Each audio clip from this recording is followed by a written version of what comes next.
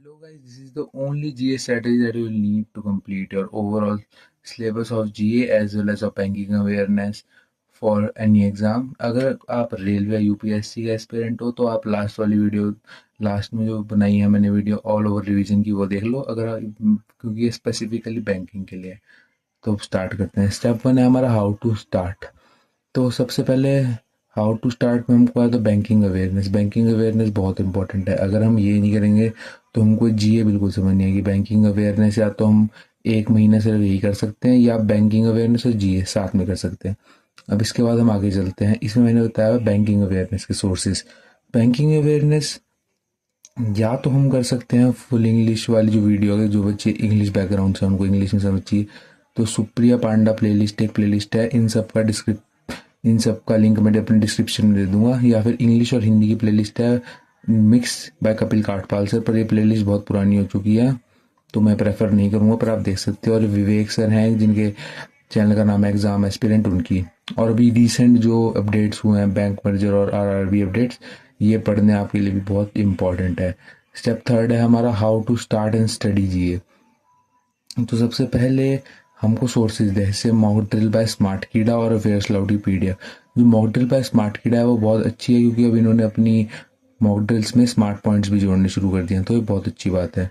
और सबसे पहले हम स्टार्ट करते हैं मंथ से। तो start with budgetable economic surveys, ये 1 फरवरी को आता है तो हमको इससे स्टार्ट करना चाहिए। फिर हमको बाकी का जनवरी फरवरी मार्च ऐसे स्टार्ट करना है।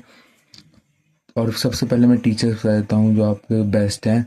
कपिल काठपाल सर, विवेक सर, आशीष सर हैं, अभिषेक सर और अभिजीत मिश्रा सर का मैं नाम यहाँ लिखना भूल चुका हूँ, but he was the best teacher.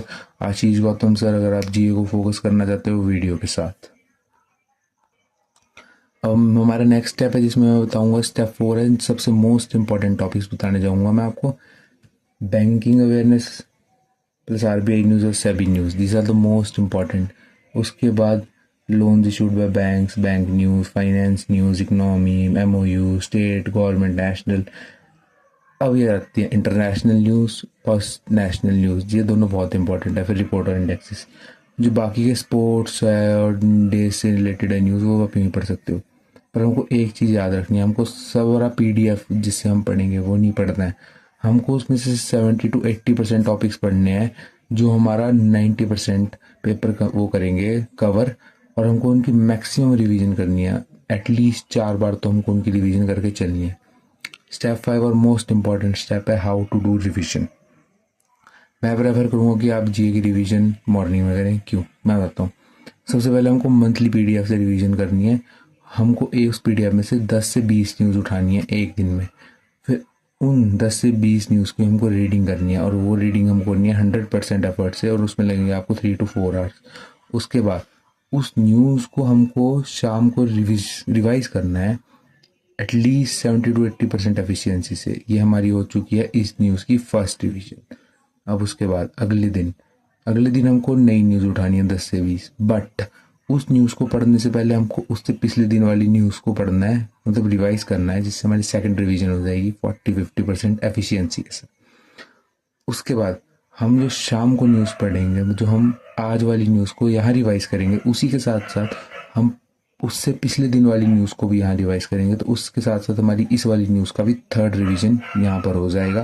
तो ओवरऑल हमारी जो फर्स्ट न्यूज़ है उसका हमको 2 दिन में 3 बार रिवीजन हो जाएगी इस मेथड के साथ।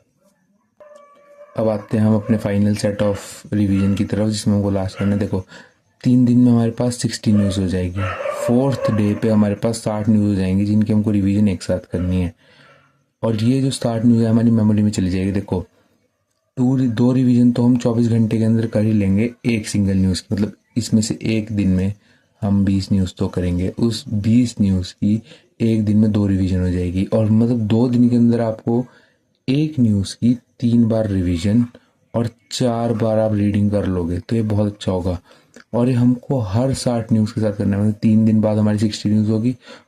4th डे हमने 60 न्यूज़ पढ़ी, उनकी रीडिंग रिवीजन करी, और चौथे दिन उन सबका एक साथ पढ़ लिया। गाइस अगर आप ये स्ट्रेटेजी फॉलो करके चलोगे तो आपके लिए पूरी बेस्ट है, आपका पेपर बहुत अच्छे से क्लियर होगा। लाइक कर दो, शेयर कर दो, सब्सक्राइब कर दो, एंड गाइस थैंक यू।